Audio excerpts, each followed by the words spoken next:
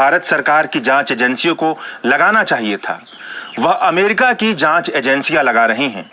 जो काम SEBI, ED, CBI को करना चाहिए था, वह काम अमेरिका की एफबीआई ने किया है। गौतम अडानी पर भारत सरकार के अधिकारियों को हजारों करोड़ रुपए का रिश्वत देने का मामला अमेरिका की अदालत में दर्ज हुआ है। यह मामला आंध्र प्रदेश, तमिलनाडु, छत्तीसगढ़ या भारत के किसी राज्य की अदालत में भी दर्ज हो सकता था, मगर ऐसा नहीं हुआ है। भारत के साथ सबसे अफसोस की बात यही है कि यहां का राष्ट्रवाद पाखंड में तब्दील कर दिया गया है। भारत का राजनीतिक प्रतिष्ठान और भारत सरकार की जांच एजेंसियां जो संविधान और राष्ट्र के प्रति शपथ लेती हैं, वह हकीकत में किसी पार्टी और नेता के लिए काम करते हुए दिखाई देती हैं। अगर राष्ट्र के लिए काम करती तो जरूर मामला भारत में दर्ज होता। अमेरिका की जांच agency federal bureau of investigation यानी एफबीआई की छानबीन के आधार पर अमेरिका की ब्रुकलिन की अदालत में यह मामला दर्ज किया गया है कि साल 2020 से 2024 के बीच गौतम अडानी की एनर्जी कंपनी और अमेरिका की एक एनर्जी कंपनी के 7 सीनियर बिजनेस एग्जीक्यूटिव ने भारत सरकार के अधिकारियों को हजारों करोड़ रुपए की रिश्वत दी, ताकि एक ऐसा कॉन्ट्रैक्ट बन सके जिससे उन्हें आने वाले समय में बहुत ही ज्यादा मुनाफा हो। क्योंकि कॉन्ट्रैक्ट करने के लिए रिश्वत दिया गया है और रिश्वत के आधार पर कॉन्ट्रैक्ट किया गया है, इसका मतलब यह है कि गौतम अडानी की एनर्जी कंपनी और अमेरिका की एनर्जी कंपनी साथ में मिलकर के जो बिजनेस सोलर पावर का करेंगी, वह बिजनेस फ्रॉड के आधार पर खड़ा किया गया बिजनेस है। मतलब गौतम अडानी की एनर्जी कंपनी और अमेरिका की एनर्जी कंपनी ने इंटरनेशनल फाइनेंशियल रेगुलेशन इंस्टीट्यूशन के सामने अपनी कंपनी के संबंध में अमेरिकी निवेशकों से इन्वेस्टमेंट करवाने के लिए अपनी कंपनी के संबंध में गलत जानकारी पेश की है। यह अमेरिका के भ्रष्टाचार के कानून के अंतर्गत क्रिमिनल अपराध की श्रेणी में आता है और यही मामला दर्ज हुआ है। रिश्वत देने का मामला पूरा क्या है? तकरीबन 54 पेज में मामला दर्ज किया गया है अमेरिका की अदालत में। तो जो अमेरिका की अदालत में मामला दर्ज किया गया है, उसे अगर आप आसान भाषा में समझें और उसके निचोड़ को जानना चाहें, तो बात यह है कि solar energy corporation of India Bharat सरकार की एक कंपनी है जिसका मकसद है कि भारत में रिन्यूएबल एनर्जी के इस्तेमाल को बढ़ाया जाए। दिसंबर 2019 और जुलाई 2020 के बीच गौतम अडानी की एनर्जी कंपनी और अमेरिका की एनर्जी कंपनी, जिन पर अमेरिका की अदालत में मामला दर्ज किया गया है, उन्होंने solar energy corporation of India द्वारा प्रस्तावित एक मैन्युफैक्चरिंग लिंक्ड सोलर टेंडर को जीत लिया। गौतम अडानी की कंपनी और अमेरिका की कंपनी को लेटर ऑफ अवार्ड भी जारी कर दिया गया। यहां समझने वाली बात यह है कि केवल लेटर ऑफ अवार्ड जारी किया गया है, मगर एग्रीमेंट नहीं हुआ है, कॉन्ट्रैक्ट नहीं हुआ है, करार नहीं हुआ है। जिस मैन्युफैक्चरिंग लिंक्ड सोलर प्रोजेक्ट के लिए लेटर ऑफ अवार्ड जारी किया गया था, वह दुनिया का तब तक सबसे बड़ा सोलर प्रोजेक्ट था। गौतम अडानी की एनर्जी कंपनी और अमेरिका की एनर्जी कंपनी की सोलर प्रोडक्शन की उत्पादन क्षमता से तकरीबन 2 गुना से ज्यादा था। अमेरिका की कंपनी ने अनुमान लगाया था कि अगले 20 साल में टैक्स देने के बाद भी कम से कम तकरीबन $2 बिलियन से ज्यादा का प्रॉफिट हो सकता है। प्रॉफिट आफ्टर टैक्स यानी भारतीय रुपए में कहा जाए तो कम से कम 16,800 करोड़ रुपए से ज्यादा का मुनाफा। जिस फिक्स्ड रेट के आधार पर solar energy corporation of India और गौतम अडानी की कंपनी के साथ अमेरिका की कंपनी ने सोलर प्रोजेक्ट के लिए लेटर ऑफ अवार्ड जीता था, उस फिक्स रेट के आधार पर सोलर पावर का पावर सेल एग्रीमेंट बनाने पर भारत सरकार में ऐसा कोई राज्य नहीं था जो सोलर पावर खरीदने के लिए तैयार हो। कहने का मतलब यह है कि अडानी और अमेरिका की कंपनी जिस रेट के आधार पर अगले 20 सालों में हजारों करोड़ रुपए का मुनाफा देख रही थी, उस रेट के आधार पर भारत की कोई भी राज्य सरकार सोलर पावर खरीदने को तैयार नहीं थी। मतलब solar energy corporation of India की तरफ से गौतम अडानी की कंपनी और अमेरिका की कंपनी के लिए जारी किया गया letter of awards power purchase agreement में तब्दील नहीं हो पा रहा था।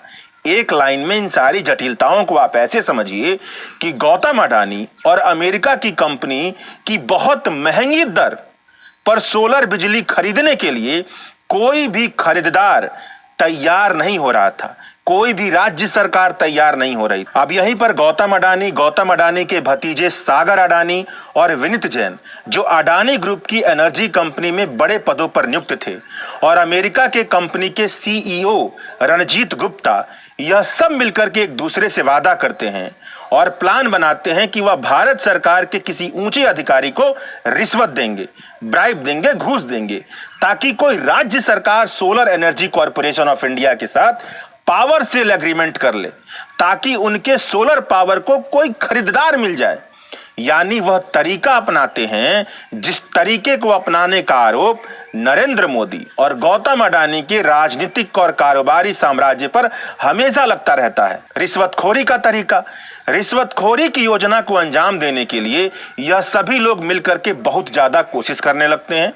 अडानी ग्रुप के अध्यक्ष और भारत के सबसे अमीर व्यक्तियों में से एक नरेंद्र मोदी के सबसे जिगरी कारोबारी दोस्त यानी कि गौतम अडानी व्यक्तिगत तौर पर पर्सनली आंध्र प्रदेश के एक बहुत बड़े ऊंचे अधिकारी से मुलाकात करते हैं, ताकि Andhra Pradesh electricity distribution company और solar Energy Corporation of India के बीच पावर सेल एग्रीमेंट का करार हो जाए, एग्रीमेंट हो जाए। गौतम अडानी एक बार नहीं बल्कि अगस्त 2021 से लेकर के नवंबर 2021 के बीच में कई बार आंध्र प्रदेश के ऊंचे अधिकारी से मुलाकात करते हैं।